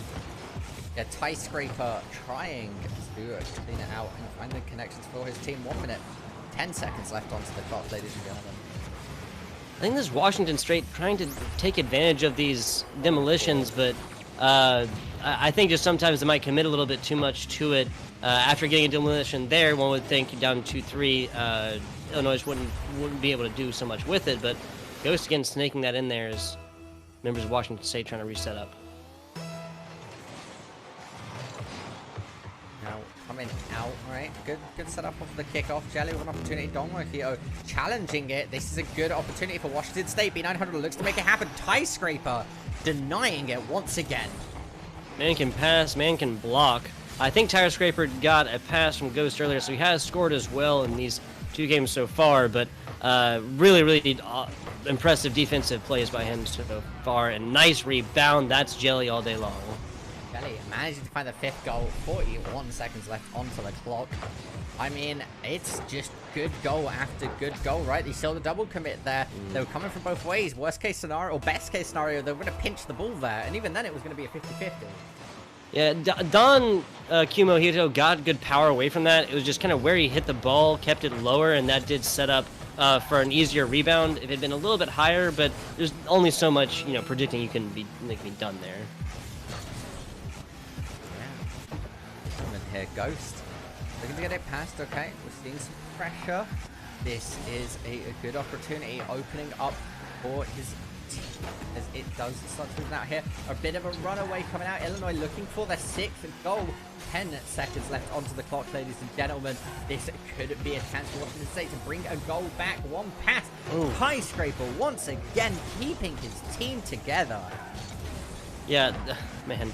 The frame of mind again when you're playing with this ball and just keeping it right there, really, really close to the chest. Talking about possession, that's definition of. Tire Scraper has been doing a fantastic job of that so far. This is still up though. These guys not willing to give it up quite yet. Wow. Looks like there was Ghost going to be the one to ram it in there at the last second, but Jelly just getting the perfect little bounce on that. Again, talked about just good awareness, right? Knowing just to hit it just enough, get that up, not touch the ground, put it in 6-1, put a little bow on top. Take a quick look over the stats again, Tug. I mean, 5 shots, 5 goals coming out from Jelly, right? Pie Scraper got 3 saves. All of them would have gone in if the man wasn't there, right? They were putting in work after work. B900, cool. Managing to find that goal, though, right? Managed to have a light at the end of the tunnel for Washington State. Yeah, not a roll, not a scoreless, perfect victory for Illinois by any means. We didn't go to Brazil. A lot of shots all the way across for Washington State as well, but they definitely got more shots on here. And like you said, Tire Scraper getting credit here on the board for 3 saves, but he was doing a lot more there, even if it wasn't, things he technically got credited with via the, the Rocket League server system. Yeah, but we almost instantly here, ladies and gentlemen, be hopping in to game number 3, possibly match point for the University of Illinois against Washington State University. What Illinois needs to do, again, is just maintain possession of this ball more often. That just obviously is yielding more attempts for them to get points. And with Jelly coming through on game 2 with 5 of them, Ghost and Tire Scraper showing out in game 1, that's really just showing that anybody on the side of Illinois can do it. Washington State's had impressive plays as well, but need to come back now if they're going to push this to any more tying games. Yeah, and again, though, we want to be seeing Washington State find a few goals, right? Gain some pressure. Ice Scraper, Domo here. Oh, no! Not again! B900 managing to save it. Well, that's the momentum killers that we talk about, right? Especially starting, I think that was game 2 with the first 5 seconds. Not getting in, just not good for morale and whatnot. But pressure's been on for Washington State against this Illinois team. Now going back the other way, Tire Scraper and Jelly all over that one. James not able to get on the other side of it. Yeah, and that's just how it is, right? Jelly getting a good tap there. There was an attempted contest. I liked it. James tried to go for the save, but Jelly finds the goal. Yep. That's just, I mean, just almost luck at that point. Did everything he could to get there. Just didn't happen. Yeah, I mean, I'm sure there was some micro decisions, or some people would debate that like there was definitely a way to save it. But at that point, it's it comes in the moment. Hindsight's 20/20, right? And Jelly's going to be able to find goal number 2. Yeah, that was nowhere near luck. That was perfect positioning on this one. Tire Scraper knew exactly where to put it. Ghost taps it. Jelly just getting bare in the corner. I think that might have bounced against sidewall, but Jelly, he got 5 last time. Can show that he can do it. Yeah, and here we go. Jelly here. Good clear. B900 cool, getting good taps here. James needs to be able to get it for his teammates. Set it up, but Tie Scraper and Ghost are on it. The old 1-2 combo, right? They are sticking together, letting Jelly behind. And honestly, it's working for them, right? Jelly sees the opportunity after Tie Scraper and Ghost set it up. Ghost gets the defensive rotation once he's done the initial play. It's a well-oiled machine. I'd say both of these teams are rotating very, very well. Washington State is they would have lost a couple more goals already if they hadn't had the players where they needed to. And Don, again, the back position here, the back rotation, this would be a 3-0 scoreline if you hadn't just blocked that away, because Illinois has showed that they can get, you know, these longer shots in. Just again, when pressure is on here, Jelly's showing that he can get it done. Yeah, I mean, there it is once again. I love the little bounce shot coming out, right? Trying to get it there, the lead, slow down the save. Worked out, found goal. Pressure on for Illinois so far. Let's pop up. James will be buying a little bit of time. Need to pass this one out quickly over to James, but he's forced to rotate back around. B900 cool getting up top. Fantastic block back off here by Tire Scraper, man. Yeah. I mean, Tie Scraper really puts in the work. Domo Hito here. Looking, trying. Tie Scraper saying no. Still half a game left. Plenty of time, and that's the way to start it. James now scoring the first for Washington State so far, as we're 8 seconds away now from halftime and only 2 scores away. Really the closest at this point, you know, this point in time in the match that Washington State has been so far.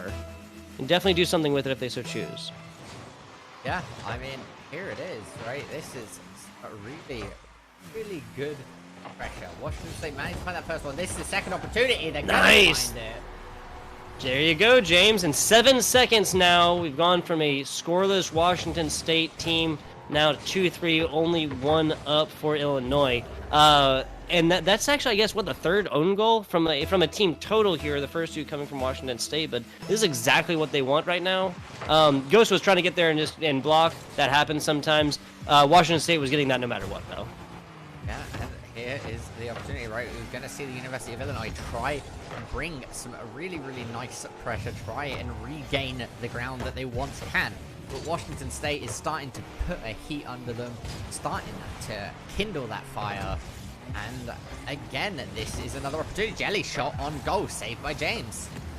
Yeah, James been all over this ball, doing a fantastic job of it. I think I've kind of identified what Illinois is doing correctly. Like, everybody is playing each individual role that they've been required to rotate to just perfectly. Nicely done! And Tire Scraper back again defensively, man. He can do it offense, he can do it defense, but everybody on the side of Illinois is getting great passes in, getting shots in. Jelly getting another one up there after that was Ghost putting it around. Jelly being the one going up there. Ghost being the fan favorite of game 1. Now he's really passing the ball around. Yeah, I mean, and that's the thing, right? Tie Scraper has really, if he wasn't in this game, Washington State would have scored like another, over the whole series, probably 4 or 5 goals. This man has saved his team. He's saved their bacon so many times that he really has been the MVP. Yeah, I mean, he's either been the one doing it or the one directly setting it up and making it 100% possible for teammates to do it, right? We talk about team players all the time. I said earlier, offense, defense. Tire Scraper has been on every side of the ball, and every time he touches it, I feel like a score is coming within a couple seconds afterwards. Now, looking at about 1:10 left, he needs to change right now, and that's B900 Cool again, taking the first step towards that tying round. That was lovely. James set that up. B900 saw the opportunity and committed. Found that goal. 1 more minute. They could tie this out and bring it into overtime. We saw earlier, actually Illinois' last score. It was a really long, drawn out, and very obviously planned play, right? That was Washington State doing the exact same thing, and once they executed it, lost in the weeds was Illinois, and now they're the closest they have come at any point in 1 minute left to tying this up, and there it is, James with another one. I mean, look, and this is the thing, Illinois has let it slip, right? There's James putting in the 4th. 52 seconds left, Tug. I mean, look, it can't get much better than this from Washington State because we haven't called them any other state. Yeah, I mean, the way they've been playing these past 30, 45 seconds or so is obviously left Illinois just... It seems like they've almost been too aggressive on their pushes last. Like they realize that this is getting a little bit closer, whereas it's been absolutely one-sided up to this point. Now pressure's on. It's a team performing just a little bit differently now as we're tied up. And again, Washington State the closest they've been so far tonight is at a W here. James here looking to get it set up for his team, rushing for that boost, denying it from the opposition. Jelly sees it, goes for the kick. Tie Scraper with a lovely shot. Don Q Mojito with the save. We might be seeing our first little bit of overtime here. She hit 5 seconds. Pressure against Illinois. It's up a little bit high. Don is there, but Tire Scraper is as well. Going into overtime, Navik. You know, I do wonder which of us is correct, if it's Tire Scraper or Tie Scraper. But I'm sure we'll find out later on. James here though, looking to make this happen for his team. Good pass. Yeah, if we're talking about MVPs, for Washington State's been James. He's been all over this ball. 3 scores just in this game. And there it is! B900 cool. Now we see the nice, very resurgence of life from Washington State taking a round here. It couldn't have gotten much closer, Navik. Yeah, I mean, they have come back, right? It looked like it was all over for them, but they have clawed their way back. They took what they needed to there. They got past the infamous Tie Scraper, and now we are going to be going on to game number 4. This is the first series of the day that hasn't been a 3-0. Yes, sir. Yeah, much more even, especially Washington State and specifically James turning it on there in this game number 3 to now push this to a 2-1 scoreline. Washington State still with their back up against the wall. Coming into game 4, they need to win this one to then tie it up, push it to a game 5, which, as Navik said, we would love to see. Oof, but yeah, we will very, very shortly be into this next game. And I'm curious, do we see Washington State manage to... Did they come back with 5 scores in a row? No, I don't think so. I thought it was 3-1 for a while. But they did have a very, very impressive run there towards the end, especially tying it up with less than a minute left and then only 20 seconds in of overtime, then scoring for the W. Again, our first overtime match here with the Power 5 today. This third match of 3. Washington State has all the opportunity in the world here. Again, no opportunities to drop any more games. Yeah, and now kicking it off once again, we have seen Illinois drop a game, and now Washington State are coming back now for the first time in momentum off of that last absolutely phenomenal comeback. Yes, and everything so far, we've seen the higher seed in these get a 3-0. Washington State is technically the 3rd seed, Illinois being the 4th seed. This going all the way towards the lower seed coming in, but a little bit different, and Washington State already has been playing much better this game as far as ball control and possession. Yeah, and now James, okay, looking to get it past. This is what they're looking for, right? It's a good setup. Washington State are looking for the first goal of the game. They're looking to carry on this momentum. Nice block. That was actually Ghost coming in. That would have been blocked away by James, but a bit of a breakaway. Nicely done. B900 cool, and that's Washington State striking first. B900 with the calculated challenge there, right? He saw Ghost going for that. He was like, I'm committing. Because worst case scenario, this bounces off me and goes too far up and just bounces straight back for a teammate to follow up. Or best case scenario, it just goes straight in. And it just went straight in. That was an Illinois team taken unawares. Nobody back, and goal to block that one away after the breakaway on that one. And the Washington State team taking advantage of it. First lead of the day, and that was almost the second one as well. Washington State has been employing this pressure perfectly coming into game number 4. And this is the game that matters, right? Because if Washington State take this, they put their opposition into a possibility of being reverse sweep. But Tie Scraper, who I have gotten confirmation tug is Tie Scraper, has managed to put one in and even it out for his team. That was good. That was a good job on pressure by Washington State. That was just fantastic geometry, by Tie Scraper, coming in there, tying this one up, making something of a mid-court shot that is just simply hard to do. Again, high-level Rocket League players. Yeah, definitely worked out right now, evening it out 3 minutes and 30 seconds clock. I mean, if they can continue this pressure, we should be seeing that first game from Washington State, or that first win from Washington State being a bit of a fluke. But personally, I love an underdog story, and if we see this team come back and reverse sweep it, I think not even Illinois could be upset, right? No, I'm all about the narrative, my friend. All about the narrative. Something I've noticed both of these teams, but more so Washington State, the past, last game and this game have been doing a good job when the ball is against them and pressure is on. Just putting it up and simply by putting that ball up in the air, buying your teammates a little bit of time to set up a little bit better, because this is not an Illinois team has been able to score on Washington State with anywhere near the amount of ease they have in game one. Yeah, but now we're seeing once again Washington State putting the pressure on, trying to keep the lead, or at least make the lead now. I know that they've had the momentum most of this game, but we are currently tied up, just hitting half time of game number 4. Yeah, I wish there was an indicator for that in the game, just a little beep or something, but wishes and desires. Oh well. 2:18 left. Pressure now on to Washington State. A little bit of a takeaway. I don't think that's... Yeah, okay. B900 Cool was back. There was 2 defenders on that one. Good setup when ball is just simply a little bit farther away. Okay. See Jelly's putting a lot of goals today, but B900 stepping it up, really earning his nickname. Yeah, that was a good job by Skyscraper putting it back around, but when you have these players with the boost capabilities, they can do stuff like that, which is literally just respond, right? Skyscraper there, putting it around, but once these Washington State players were able to get that little bit of boost because it just took a little bit longer, they were able to get there and make the most of, again, an Illinois team that has gotten scored on twice now without a single player anywhere near their box. If you're in that situation, you don't want to be getting scored on twice. But no, you want to keep the momentum that they've had, yeah. For Washington State, you're feeling great, right? You went down 2 games, you almost lost the series, you came back, you're in the lead in the game 4, a minute and a half left on the clock. This is a great situation. Only 90. You're a Washington State fan.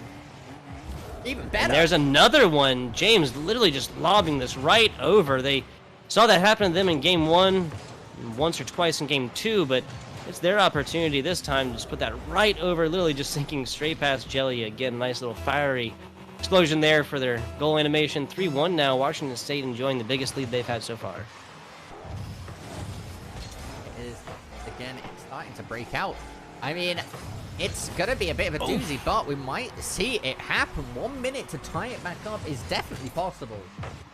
So I guess that's about half of the... I think it's, what, 5 goals total between games 1 and 2, and then now 4 here, that Washington State has scored in literally the next 5 seconds, very beginning of next play, almost as if to send a message. Illinois comes through, scores immediately afterwards. Now they're still down, and then was a Washington State's team that is playing much, much better, but Illinois was talking about patterns and themes. That's definitely one of them.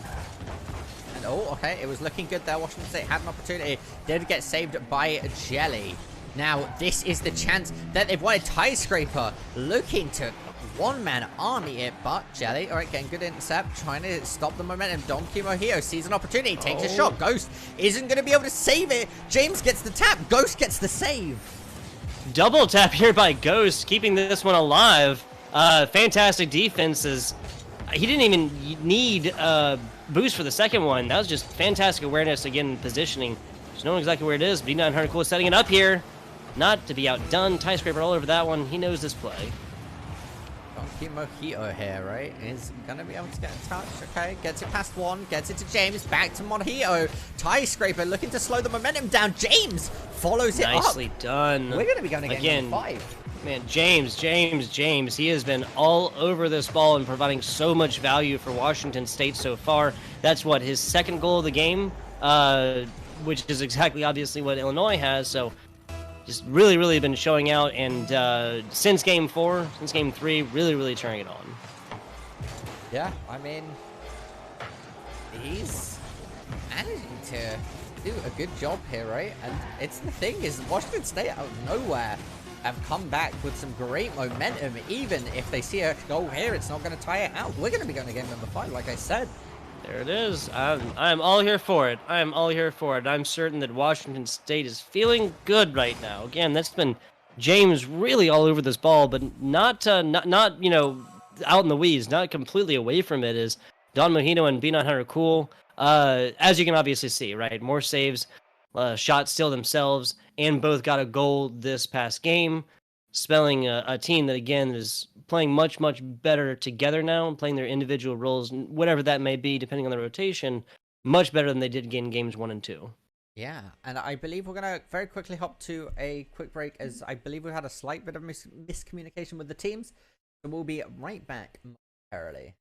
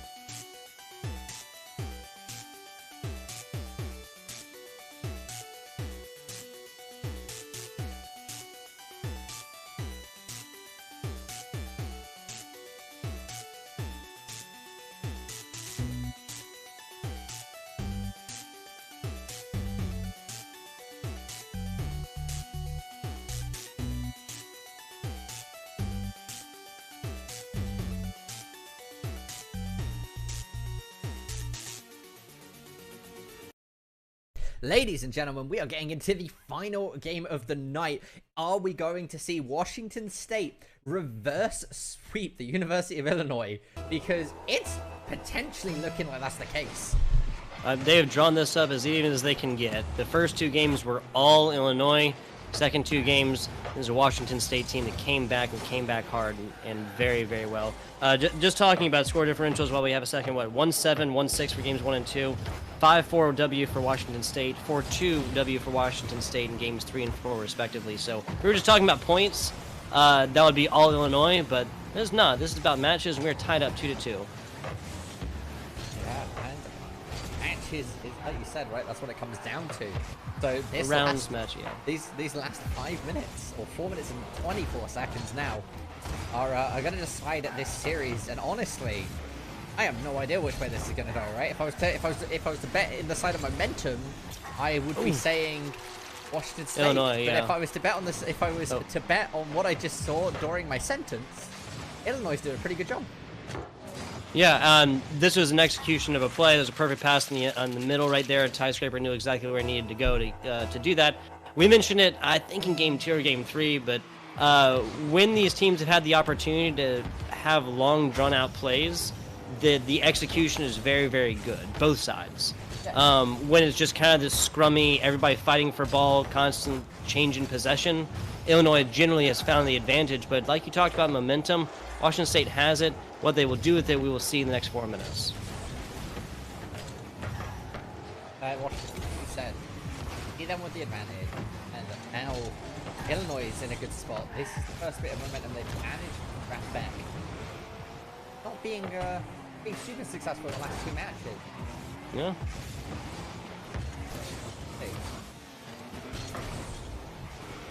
Yeah, not games 1 and 2 by any means. This is a different Washington State team thoroughly. This is a consistent Illinois team. I'll definitely say for them. They have. I don't see any of these guys playing particularly better or worse than they did the first 2 games. This is really just Washington State who has turned it on. I think that's a fair statement. Yeah. Hot hit. All right, Washington State looking to make something happen with Don Q Mojito. B900 call. Getting it to James. James getting that pass back, right? Going back to Don Q. Again, Ghost though looking to play aggressively and bump B900 cool. B900 cool getting the right read and manages to equalize it. Okay, so tie scraper here got the positioning, but not necessarily the angle. It's where that did hit his car, bounced it into corner. Hate to see it. Tied up 1-1 now with a little bit less than 3 minutes after. Man, everyone so far, we've seen a lot more scores in the first 2 minutes. I'm just going to leave it like that.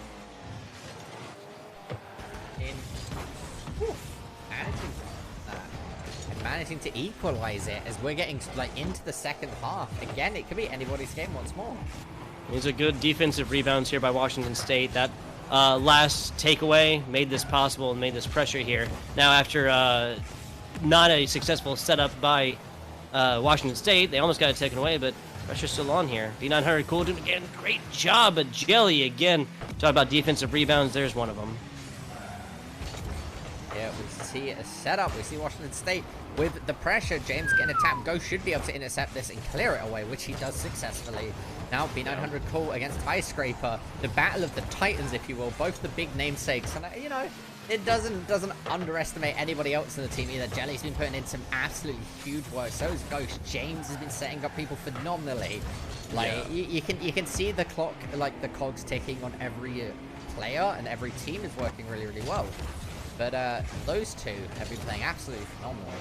And everybody here has shown spurts of just absolute greatness. For Washington State, I have to say that was James. Just you can just look at the numbers and see what I mean by that one. Last 2 games, pressure again onto Illinois. That is something that is just not as present so much in games 1 and 2. That something that Washington State has definitely changed. And when they set up shots like this, that's Don Mojito's 5th shot of the game. 5. Yeah. 3.5 minutes in. And when you simply have these opportunities to score, you make them possible for yourself. It doesn't matter if he has 5 or 10, as long as you get 2, and that's simply more than what Illinois has, it's going to win you game 5. Yeah, 100%, and that's going to work out for them, right? Like, as long as you've got more goals. Who would have thought you win games of Rocket League, Tie Scraper with an opportunity, cleared away by James. Talking about defensive rebounds, really good one on that. Goes trying to set something up. I mean, when Washington State's first defensive player fails to get it away, or the rebound is there by Illinois, they've still managed to get the second one out there. It's always about that second tap, or the most recent tap, not necessarily the first one, Navik. Yeah, I mean, back and forth Tie Scraper. All right, even in and out, 2-2, 1 minute left on the clock. It can't get much closer than this, ladies and gentlemen. Yeah, game 3 we saw in overtime. If we see an overtime in game 5, that'll just be hype as hype and gets, Navik. Less than a minute left. And I mean, these teams not only will be competing again next week, but next weekend, not this weekend, the one coming up, these two teams will be playing against each other at the LAN event, right? So they'll be face-to-face in the same environment, and it completely changes how this is. And I imagine if we see Washington State get a reverse sweep here, coming up onto that LAN event, they'll definitely want to be getting some revenge. Yeah, it'll be talked about on the mean streets of New York City as we roll another one in. Don Q Mojito at 33 seconds, now taking the advantage for Washington State after Illinois did a fantastic job tying this one up. Like you said, if this goes this way and we see a full reverse sweep, especially after Game 3 went to overtime, I can't imagine it will not be on these players' minds come this LAN on January 18th. James here, going for it. Kickoff goes into the favor. We need to be seeing the University of Illinois here scoring this goal, evening it out, bring us into overtime. Game number 5 really show us how down to the nail it can come. 15 seconds, and this is a Washington State team that should be happy to just play keep away for the last 10 seconds or so now, but pressure is on. Jelly is the only one there. James puts it up and puts it down. Now pushing this up to 4-2, and I think with that, it was 7 seconds left. Is that Washington State here with the full reverse sweep, Nevik? The game isn't over until the fat lady sings, as they say, and at the moment we could see 2 kickoff goals, right, which would be mind-boggling. But here goes the opportunity, right? Gets a good pass back, but I think that's going to be all of the time that we are going to see. They're going to try and keep it up into the air, but again, once the ball touches the ground, the game is over. Ladies and gentlemen, I would like to congratulate Washington State University with the reverse sweep. Seriously, the what I called earlier, I think Nevik like that, the full Cinderella story, the fairy tale all the way through, coming through, and seriously, just reporting the news here, ladies and gentlemen, 1-7 and 1-6, that's about as hard a stomp as you can take in a 5-minute segment of a game. Just reporting the news there. But Washington State coming through in overtime, Game 3 W 5-4. Game 4 pushing it just a little bit farther with a 2-score differential, 4-2. But then coming through and repeating that performance in Game 4, especially with that 4th goal there in the last little bit, just to really put the cherry on top of this and make it just that much harder for Illinois to have come back, which they did not. Full reverse sweep, ladies and gentlemen. Yeah, that was absolutely fantastic. Or just, yeah. Wow. But fantastic Rocket League, man, I gotta say. it was nobody. I didn't see the reverse sweep coming. Like, you know, I predicted it. I was like, I'd love to see it, but I didn't think it would actually happen. And now that we've seen it, ladies and gentlemen, I just want to thank everybody for tuning in. I want to thank the schools for coming and joining us, enjoying some Rocket League, right? It's always fun to see. It's always exciting. And like you say, Tug, it's the saddest part of the cast where we have to say a goodbye. But, of course, you can catch us in the next week with more Rocket League. Make sure to follow us on this Twitch channel right here, official EGF, and Twitter. Same tag. And I, of course, have been a Cavan Navik Dignan. You can follow me on Twitter at NavikCasts. Yes, sir. FBI Tugboat here. Twitter.com/FBI_tugboat. Spelled just like it is. Appreciate you guys tuning in. There'll be a lot more Power 5 stuff here to come.